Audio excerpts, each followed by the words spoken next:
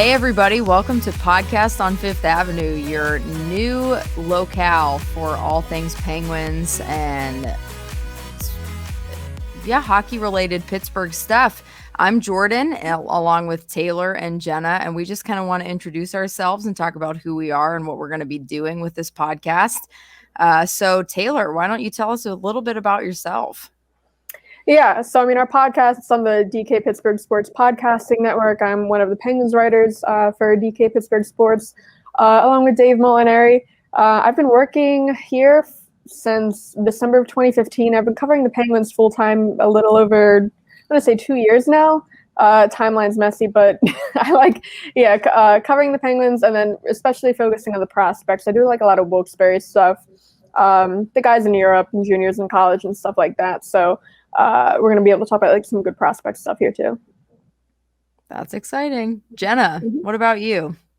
Well, hello. I'm Jenna Harner. I moved to Pittsburgh. I always joke in the middle of a pandemic that I think we're still currently in the midst of. I moved here March of 2020. I work for WPXI. I'm a sports anchor and reporter with them, covering Steelers, Penguins, Pirates, Pitt, pretty much everything Pittsburgh sports. But I'd be lying if I said that hockey wasn't my favorite. Hockey is always my favorite. So covering the Penguins has kind of been the coolest thing ever for me. It was like a dream of mine as a kid. So now I'm here.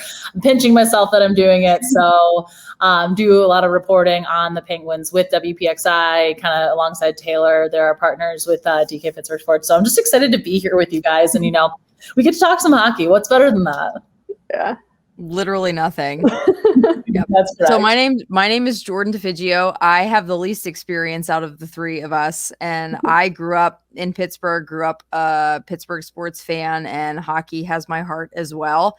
So the fact that I get to work alongside these two incredible women and talk about the Penguins for a podcast is just, it's beyond my comprehension. I'm so excited. I grew up watching the team. I just love the team. I officially became a season ticket holder this year. So I just have a real passion for the sport and the team, and am really looking forward to a season of covering them with both of you. I'm so excited. Jenna, did you grow up a Sabres fan from Buffalo? So I grew up, I feel like I get a lot of flack from this. So it's funny. I'm originally from Connecticut, which everybody's always just like, okay, you're from Buffalo. I was like, I moved here, but I'll always have a place for, hockey in my heart. But I grew up a Boston Bruins fan, which I know everybody's a little bit of, but I will say I'm kind of more just like a hockey fan in general. My dad was really the one that got me into the sport. He actually, fun facts, my dad went to college and lived on the same floor as Brian Burke, Penguins president of hockey ops. Wow. So when I was doing an interview with Burke last season, I had mentioned, my dad had ever said, hey, if you ever, interview him, just, potentially see if he remembers. And I'm like, at the end of the interview, I'm like, okay, Brian, like I have to ask. And, he's like, oh my God. He's like, I remember your dad. And he's going off about my dad and my grandma. I'm like, this is the greatest thing ever. So that's awesome. Long story short, basically, my dad's a big hockey fan. So we kind of hockey was always on in my house. And we were Bruins fans, obviously being from Connecticut too. My parents were big Hartford Whalers fans. So the Carolina Hurricanes are a big point of contention in our household. That was actually my first sporting event too. At like 5 months, my parents took me to a Whalers game. So wow, it was like old school for sure. I'm originally from Baltimore, so I grew up going to Caps games, and like I did intern for the Caps in college, doing like video stuff, the Caps, Wizards, and like the Mystics, the WNBA team. But I always grew up like following Pittsburgh, teams, and I always wanted to move here. So never was a Caps fan, but I did intern for them. So good. Yeah. Welcome. We're glad to have you here. I love it. It's the better of the cities, for sure. Yeah. I don't know, the food in Baltimore, though, crabs. Ooh. Like, do you miss wings? Like, That's so much. I'm so excited to go to Buffalo for the Steelers season opener this week just to have the wings. Like, everybody Pittsburgh does great wings. I will say all of the wings I've had here in Pittsburgh have been incredible, but there's just something, I don't know what, I mean, they're the birthplace of wings. I mean, that's the story of it, but my goodness, every wing I've had in Buffalo, like you can just go to a random place, a random bar, a random restaurant, and their wings are out of this world. They're so good. That's like how crab cakes are in Baltimore. It's like, because you can get them everywhere. Like, it doesn't have to be a seafood place. And it's like, maybe like the dumpier the restaurant looks, it's like maybe the better their crab dip is. That's the one thing I miss. Yeah, I don't know. I'm looking for, I know my first road trip is Buffalo though, of the season. Like the season game. I know I'm doing that. So nice. I have to get some wings. You have to give me some recommendations. I got you. Barbill Tavern. I'd like, they're not a sponsor of this podcast, obviously. The advertising, sure, but oh my gosh, their Cajun honey butter barbecue wings they hand paint the wings with sauce. Oh my God. They go like with a brush? They all out. They take the brush. It's magical. It's a magical experience and everybody needs to have it in their lives. Oh my God. Jordan, have you been able to so hungry? Have you been able to see the Penguins like on the road at all? Have you traveled to see them? Not a lot. If ever. I think the only hockey game that I've attended outside of Pittsburgh was in Nashville, and it was in, oh my gosh, when was it?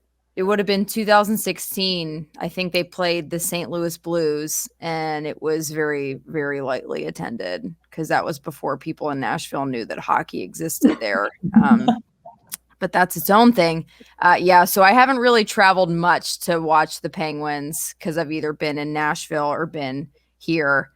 But that's kind of, season ticket holder was first on my bucket list, and then travel to see the Penguins play is next on my bucket list. So just checking them off one thing at a time. So hopefully this season we'll get into it. Do either of you have like an arena you really want to travel to, cover a game in, or just watch a game in? Jenna, what's yours? Vegas. Oh my, just the way that they've taken over. And again, of course, my dad comes back into play here, but him and his buddies and my uncle will always do kind of a road trip at some point throughout the season where they'll do like a hockey trip. And Vegas was one of theirs a couple of years ago. And he said the atmosphere is just the craziest, coolest thing ever. Yeah. And this is, I've seen games at TD Garden, obviously at PPG Paints Arena, like Penguins fans go all out, but I just like witnessing how much of a production they make it. I can't wait to cover a game at some point. Oh my gosh. I personally really want to go to Madison Square Garden just because of the history around it. And I have some friends in New York, that area, Philly, Jersey. So I would love to go see the Penguins play in that space because it has so much history to it and have a place to stay for free. And I think like the Rangers are on the up and up. So to be able to see them play in person against the Penguins on their home ice, I feel like that would be a really cool experience with the talent that they have at this point in time. I feel like it would be a good matchup. Seeing them on home ice would be really fun. Vegas was going to be mine too. Because I don't know, I love the newer buildings. I know like some of the older ones have character, and it's cool to see those. But I mean, the newer ones, like the stuff that they're able to do with like the pregame production and all that, like Detroit. Of the buildings I've been to, Detroit's my favorite. Really? Yeah, just their pregame, like the projections on the ice, and I don't know, they start out with like all their banners like kind of hidden, and like they descend like in smoke, and it's so dramatic. And I know I do get to go to Vegas this year because the All-Star game. So that's awesome. I'm gonna cover the All-Star game in Vegas. So I can't wait to see what kind of production they put on for that. Wow. I'm supremely jealous. That is going to be just such an awesome experience. Have you done the press box at MSG? I haven't. No, Dave's taken those trips since I've been here. No, it's so wild. It's like it's over the ice. Yeah, those older buildings. Another just interesting press box center like Calgary. I haven't been there, but it's like on the other side of the elevator, so you have to like walk across the bridge over top of the ice, which is crazy. It's like this catwalk. I feel like I've heard that from so many people that have covered the Flames. It's just like, oh no, you have to walk fully over you're walking directly above the ice. People with heights don't do well at all. What? It's wild. Like, Crazy. I feel like I'm never gonna take that trip just because it's normally on a Winnipeg trip and Dejan takes us. But so I get out of doing that one. But I don't know. I do always like the Buffalo trip though, just because the food in the press box is tops around the league. I think last time with their pre-pandemic, they had cheesecake in the press box for free. Oh my God, what? I could go on about the Sabres press box food because that was all that was my diet for a good year and a half when I was there. Oh my gosh. It was they always had Wegmans sushi, which everyone is grocery store sushi. I don't know. Wegmans is next level. If you guys need anything from Wegmans, I got you covered this week. Oh, yes. I'll bring it back. Give me a list. I got you guys covered. They would have Wegmans sushi. They, for a while, had mini cinnamon donuts that were warm. They were this big. They had caramel sauce you could put on. I'm I literally would go up to become friends with all the people. And I'm are you guys trying to, make me gain 20 pounds? Really? I'm coming with my healthy dinner. And then it's warm mini donuts. Okay. Even during the pandemic, when they didn't have food out like that, they did have just amazing prepackaged cookies. When I was there, the other Penguins writers we traveled with, I was stuffing them in my bag. Other people were stuffing in their bags. The food. I'm looking forward to things getting back to normal just for the press box. Just for the food. Strictly bring back press box food with the candy they had. The Sabres always had Sour Patch Kids or peach rings. I was again, I'm sold. It's amazing. It's you haven't been to a PPG press box in normal times. They do it all right. You get popcorn, goldfish. They have nachos. The big thing is the soft pretzels. So my God, you got to get them right when they put them out and they're still warm. Those are good, but I don't know. Nothing beats Buffalo's food. My Lord, I need to find my way to a Buffalo press box. Basically, is what you're saying. Yes. Yeah. Okay. It's unreal. Or come to the Sabres Penguins game, find us, and we got you. We got the okay, perfect. That's all I need to do. Okay, great. My God, food. Oh, yeah, incredible. Yeah. So we'll be talking a lot about the Penguins and also food at various arenas across the country. So it's gonna be you're in for a wild ride this season, is what it seems like. It's gonna be good stuff.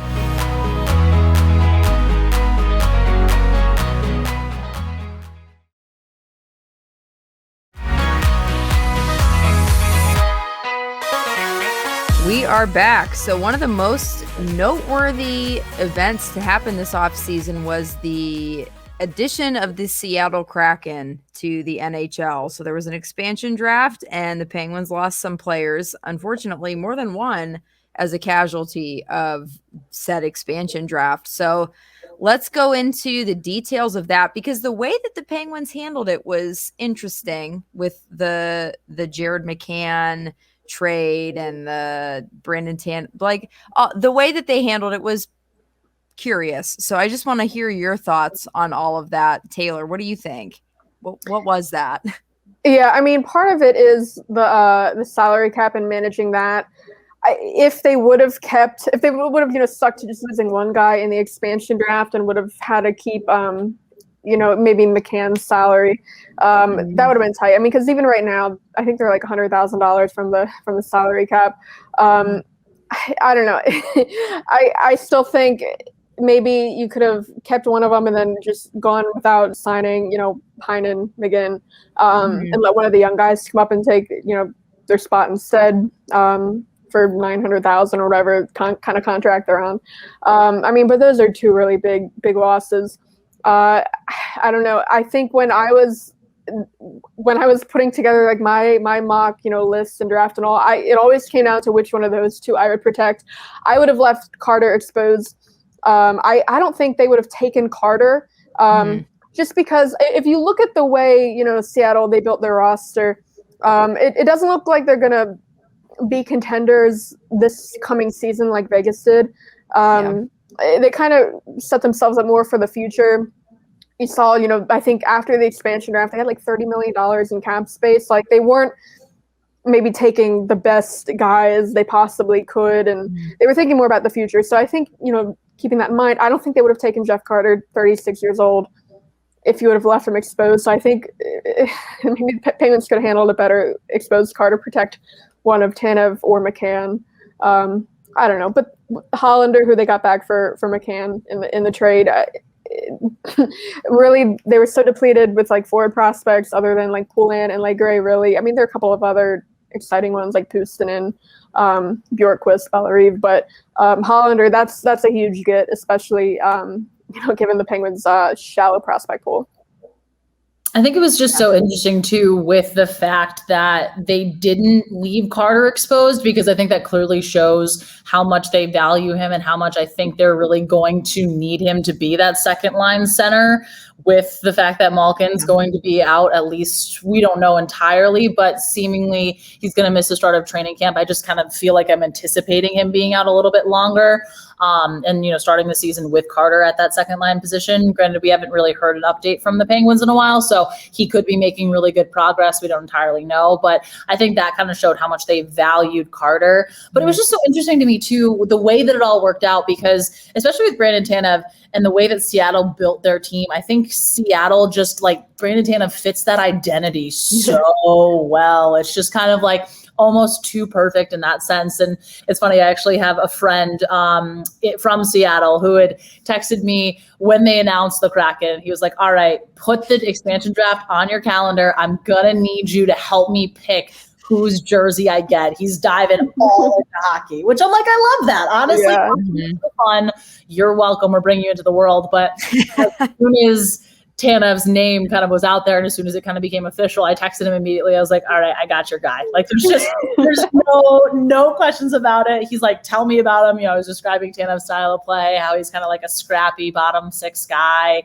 And I sent him the headshot from last year, and I was like, told him the whole story behind the headshot. He goes, oh my God, he's a beauty. So he's going to fit in really well seemingly there. But I mean, it's definitely tough with the fact that, the way that the Penguins moved and made the moves, I think they kind of almost anticipated getting McCann out because of the fact that they might thought that Seattle was going to go for them if they go for him, they left them unprotected, but then you unprotect Tanev, and Tanev's kind of that perfect role fit to go there. So now they'll both be in Seattle, which will be very interesting as well. Yeah, it's funny. Those two, that they fought it. It was the camp before the bubble playoffs last year. They fought each other during a scrimmage. It wasn't like an intense fight. Like it was broken up quick, but they went at each other.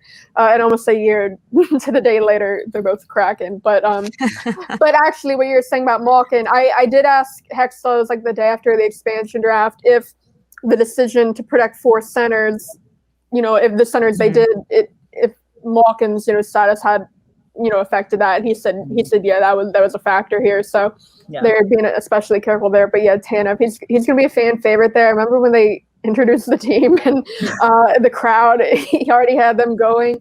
And I mean, the headshot on the 66 to 87 podcast, we had the Kraken's radio broadcaster on, Everett Fitzhugh, and he interviewed Tanev after that kind of, reveal show and all. And he asked him, asked Tanev for like a fun fact about himself. And Tanev said that his eyes are always very big in his headshot. So I think like that means it's intentional. And I don't know if you can one up his headshot from last season, but I don't know. I guess we'll find out if the Kraken's arena is haunted. Jenna said he saw a ghost at the Penguins arena. Oh my God. Can something that new be haunted? Probably. But I'm going to miss him so much. Oh. He just, his energy, he was like that even like off the ice. The thing like I remember about him, so they play like their pregame soccer around like 5 p.m. And on days where there isn't a morning skate and Sullivan doesn't talk, he'll talk around like that time outside of the Penguins locker room. And like just around the corners where they play soccer. And if you listen back to like a lot of like my recordings of like Sullivan talking, it sounds like there are bombs going off and like it's screaming, and it's Tanev like running into like the door or the wall and like just yelling, and I don't know. Sullivan would like apologize sometimes, like sorry about the soccer game, but it's just Tanev going full speed, like the way he is on the ice. That's just how he is off the ice in general in the locker room. Yeah, that kind of stuff. So yeah, I'm gonna miss seeing that outside of the locker room. their Super Bowl games. That was the chaotic energy that we needed to carry us through the pandemic. And now that it's gone, it's like we're kind of hungover. Like, now what? What do we do? Oh, God. And he was just like, he grew on fans so much. That was so interesting to see as someone who kind of came in at the time he was like growing around, fans were growing around him, rallying around him, because I think everybody just, initially when he signed his contract, people were kind of a little bit confused. Oh, that's too much. Why are you paying a bottom guy that much money? And then people really started to see his personality, what he brought, his ability, just all of what he had and what he was able to bring to that Penguins team. And I think fans were immediately like, oh my gosh, who is this guy? Why haven't we been around him more? But it is going to be exciting too, just to kind of, see what he does with Seattle. Obviously, I think a lot of people here wish him all the best, as, I definitely do for the brief times that I met him over, Zoom interviews last year. But, he was definitely a guy that a lot of Penguins fans, really, really, really fell in love with. Yeah. It kind of reminds me of like Cody Ceci, like when Tanev signed, like you mentioned, like a lot of people were outraged about like the contract term, the money, whatever. Then he leaves. It's like, it's a huge loss. And Cody Ceci was the same way. I remember seeing tweets like, after they bought out Jack Johnson, people joking like, now Rutherford's gonna go and do something totally goofy, like sign Cody Ceci, and then they did. And like I was like, oh, even though it was like a cheap deal 1 year, people were mad. But then you saw how he fit in with Matheson, and Matheson really plays like a high risk, high reward kind of game, and Ceci was, he was a really good guy to have paired with him. And then when he leaves, it's like everyone's outraged too. But I mean, yeah, he earned that $3.5 million, I think it was, with Edmonton over 4 years. I know people are mad. A lot of people phrase that like the Penguins let him walk, but I don't know. Even if they had the money to offer him that, same terms, same everything. Like, who's to say he would have taken it anyway? Yeah. I mean, you get the chance to go play with Edmonton. I think in 4 years, Edmonton's going to be a better spot than the Penguins are. Yeah. So I don't know, but replacing him, that's probably the biggest thing that they didn't address this offseason for sure, because it looks like it's either going to be Chad Ruhwedel or Mark Friedman taking that spot on the right side. I don't know. I'd love to see Friedman, though. And just watching, I don't know if you guys remember, like, the games against Philly, especially. It looks, I mean, his former team, I remember watching it, like, what happened here? Because the way they were going after him, and the way it seemed like he really enjoyed giving it back to them, like celebrating at their bench. I don't know. So I'd love to see more of him. Yeah. Mark Friedman, but I don't know. It's gonna be tough replacing CC. Which, shocker, yeah, like you said, when they signed him initially, everybody lost their minds because it was like, oh, it's Jack Johnson 2.0. Great. We got another version of him to bring in and be a dead weight on the ice. But he really proved everybody wrong, including me. I thought he was going to be terrible. That was just my expectation of him. And he really went out and gave it his all and performed really well. So the fact that they not only are having to make up for the loss of Brandon Tanev and Jared McCann, but now on the blue line, they have to find a way to compensate for the loss of Cody Ceci. It's like, oh my gosh. And there really hasn't been that much movement this offseason. So it's like, oh my goodness, what is this season going to look like? Yeah. And I mean, seeing like the way the trade market worked out and like free agency, they really couldn't have been, big players, I don't think either way. I mean, they don't have, we talk about like the prospects, they don't have the prospects to be really moving out. They're not really in a position that they can keep moving out, first round, second round picks, because, they're going to be in a rebuild at some point here. They can't keep trading the future. But I don't know, and seeing what some of these, players were costing in free agency and what, in terms of trades, that's really tough. I mean, because they were, I mean, obviously there's the flat cap, but then like Marino's deal is kicking in. They're still paying Jack Johnson about $1 million this season, almost $2 million next season. So I don't know. They just need a salary cap to go back up because that's going to be tough. Yeah. And obviously we know what the pandemic did to the salary cap, which is why I think so many teams were a little bit in a hard spot. And obviously a lot of teams had more money to spend than the Pens did. But yeah, it's definitely like one of those, I think it was an offseason that people wanted to see a lot of moves, but like their hands were so tied in a sense that they could only make some of the moves that they made that, we're going to discuss in a little bit. Yeah, I mean, and that's also why, so with the NHL, they're putting ad patches for the following season. That's additional revenue. The cap isn't going back up until revenue reaches a certain amount. It's like I see people getting mad about the one little jersey patch. It's like that one little jersey patch could get you a Cody Ceci replacement eventually. So that's why I don't mind maybe that jersey patch equals what the Penguins are paying Jack Johnson for the next 5 years. So stop saying his name. It hurts. And remember when everybody panicked about the logos on the helmets, and then how many times did you even really notice them during the season? I mean, I feel like it just was the big PPG, and then all of a sudden it's like, okay, I'm not paying attention to the helmets. They just started blending in. It was fine. It was fine. Because the Penguins, they changed the color because what it originally did really stand out. But stuff like that, it's not. I don't think it's that obtrusive. And if it's going to make the salary cap go up, that's a fine trade-off. Please, dear God, yes. Raise the salary cap. We need it. We need it higher. Yeah. But yeah, we'll get into that. We'll get into looking ahead to the Penguins season, predictions, all that good stuff in just a little bit. We'll take a break and be right back.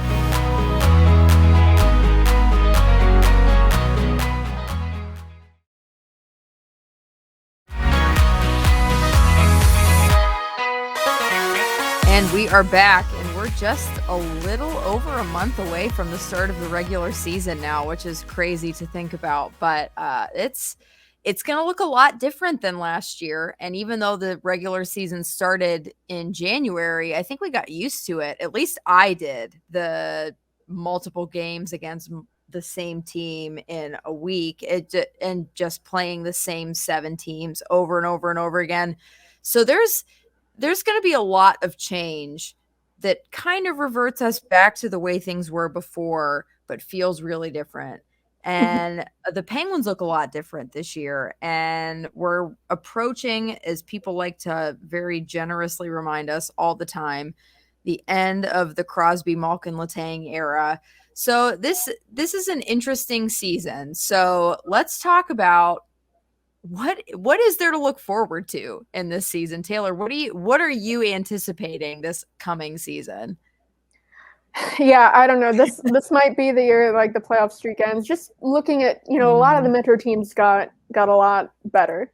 I mean, the Rangers, they got, bigger, stronger. Other teams, the pieces they added.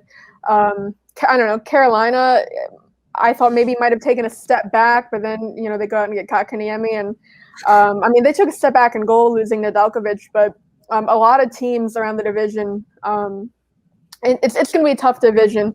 The Penguins, I wouldn't necessarily say they got any better because they replaced Tanev and McCann with McGinn and Heinen. I think, at least on paper, from what we know about them, it looks like maybe a step back in either case, and then replacing Ceci with either Ruhwedel or Friedman.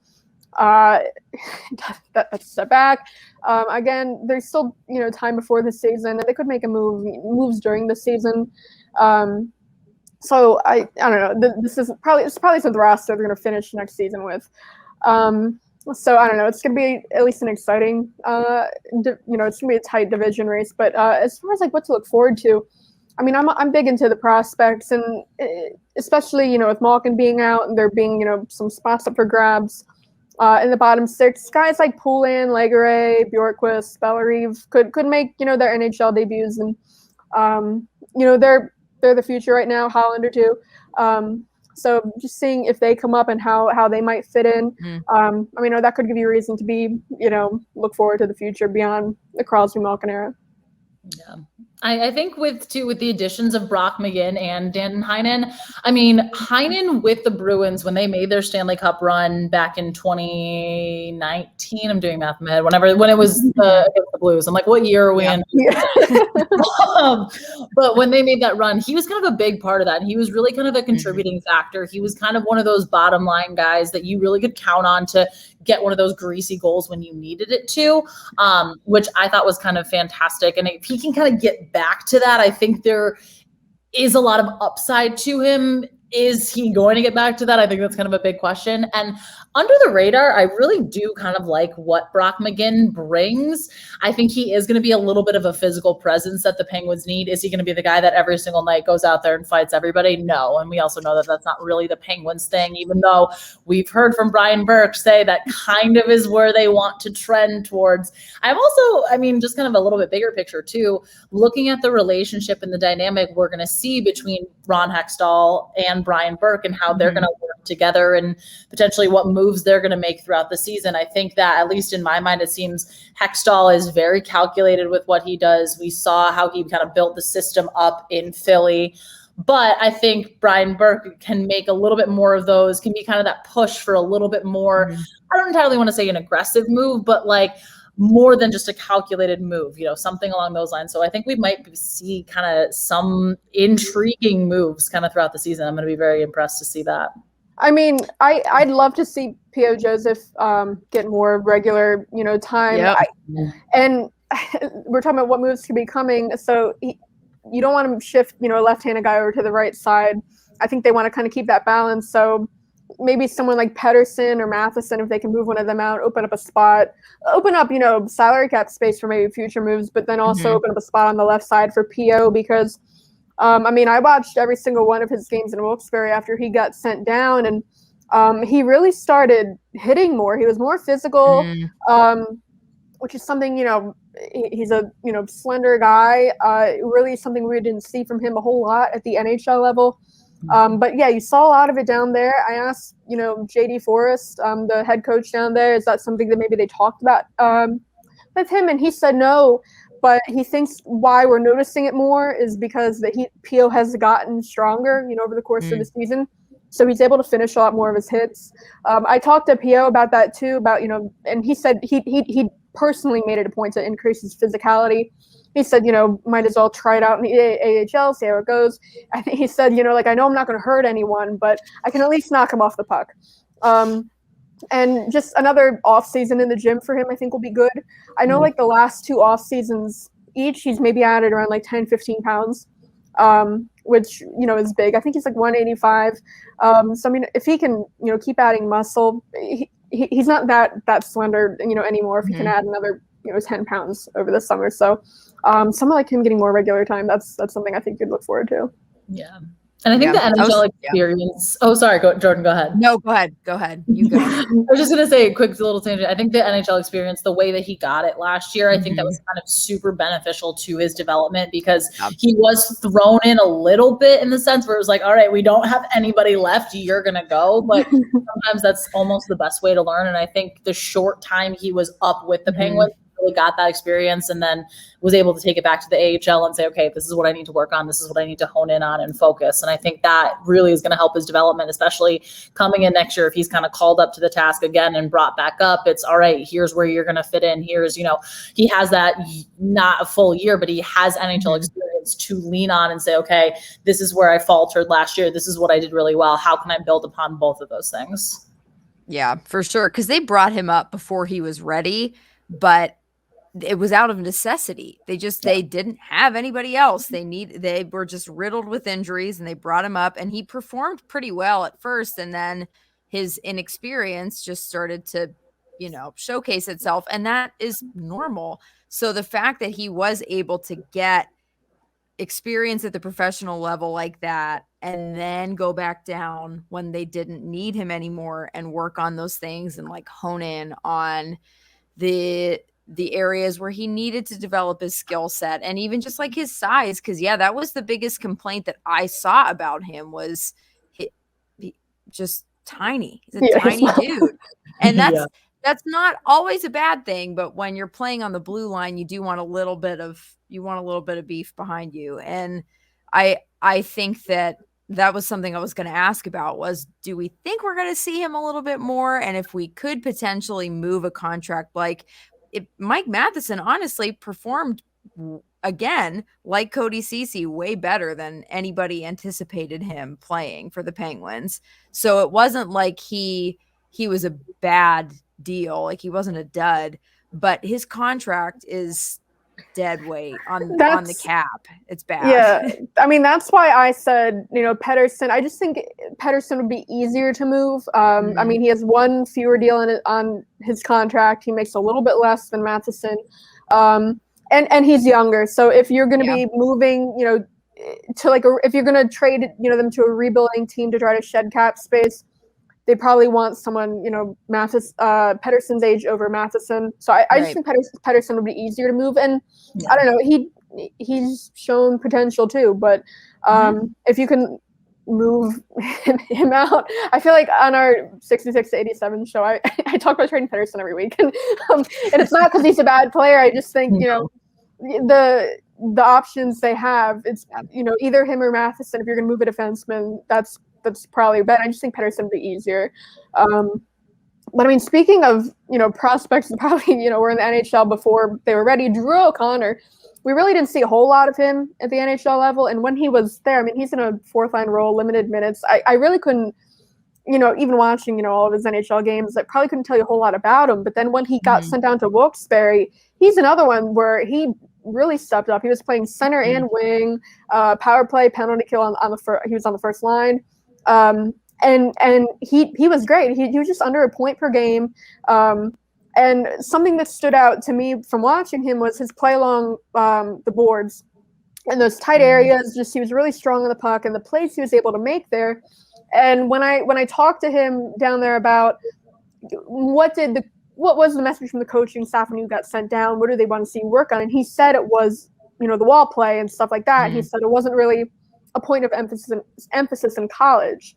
So then watching him over the course of the season, and if that's what they wanted to see from him, he definitely got better. So he's someone else that, maybe, could step up on the fourth line, third line, while there is an open spot, because he can play center too. He could, fill in that role, either him or Radim Zahorna. So there, that's something I think you look forward to too. Those guys who we saw a little bit of last year, just continuing to take those steps. Yeah. And I wonder how much too we're going to see of Evan Rodriguez coming into either that third or fourth line center position, just depending on what they want to do. And I mean, in theory, you look at while Malkin's out, you see Sid, you see Carter, you see Bluger, and then you see Erod. Yeah. And they really, really, really like him. Like you can just see how much Mike Sullivan and that organization not only believes in him and kind of, through his ups and downs, but I mean, they really have a lot of faith in him. And I think we might see a big step from him too. I feel like when you throw guys in adversity, in adverse situations, they sometimes, more likely than not, you see them rise to the occasion. But I think that could be a potential that we see with Erod at the start of the season, at least. Yeah, and I was fine. I was fine with him as like a depth signing too. I mean, even if there isn't a spot for him, he's the guy that we've seen before. Can sit on the sideline, sit in the press box, not play every game, and then still come in and contribute when they need him. So, they signed him for cheap. And just what we've seen from him before and the ability to do that. Because, you don't want a prospect as your extra forward not playing. They need to be down in Wilkes-Barre playing. But Rodriguez, I was fine with that signing because he can do that and step in and contribute. We've seen that. Yeah. And he did really well in the limited minutes role that they put him in. Whenever he was up on Sid's line, it was like, what? No, this doesn't make sense. But when they scaled back his minutes on the ice, he really did well. He's got speed. He's got grit. He really does go out there. Like he fights for the puck. He has good vision. He does a decent shot. Like it's not like he is totally incapable, but it's just one of those players where you're like, yeah, definitely don't put him on the top line anymore ever, please. Like keep him. Yeah. Fourth line center, totally doable. But looking at the center depth, that's been an issue for years for this team. And especially now that Malkin's going to be out. who knows how long. Like with that shoulder surgery, he's sidelined for a little bit. So what I know that you kind of alluded to Sid, Jeff Carter, Teddy Bluger, maybe Evan Rodriguez, but what do you think the success rate is of the centers without Malkin? Like, what does that look like? Yeah, Jeff Carter over the course, playing him in those big minutes, he's getting old. He's 36 years old. Playing him in those big minutes, so that might be a concern. Is he going to wear down, especially, over the course, he's not going to be second line center for all 82 games, but over the course of an 82 game season, especially when he's playing, big minutes to start, that could be concerning, because he didn't play 82 games last year. It was an abbreviated season, but like, you don't want him wearing down, by the playoffs, because the way he finished the season was really strong last year, but it's like, can he keep that up for the course of an 82 game season? I don't know. So that's something to worry about. But yeah, they have a couple of options for that fourth line center. Rodriguez, Zahorna. They have a couple of guys who can play center and can play wing, or guys like O'Connor. So I don't know. I guess we'll have to see when camp opens what combinations they go with. But they at least have a couple of options to try out in case some of those guys aren't great at center. It's scary. I don't know. It makes me nervous. And not like Malkin's getting older too. The whole core is getting older. I'm just not. I don't know. It's an interesting predicament that the team is in. Jenna, what do you make of it? You look at the organization and see what they've been for the last handful of years. And obviously that's a huge thing because of what the core of Crosby, Malkin, and Letang bring. Obviously what Sullivan has had with this team, just kind of the success that they've consistently had. And I still think, as someone who covered the Sabres coming into this too, like, I think Penguins fans sometimes get a little worked up, and I'm like, okay, I promise you guys are not in a bad situation at all. Things could be detrimentally worse.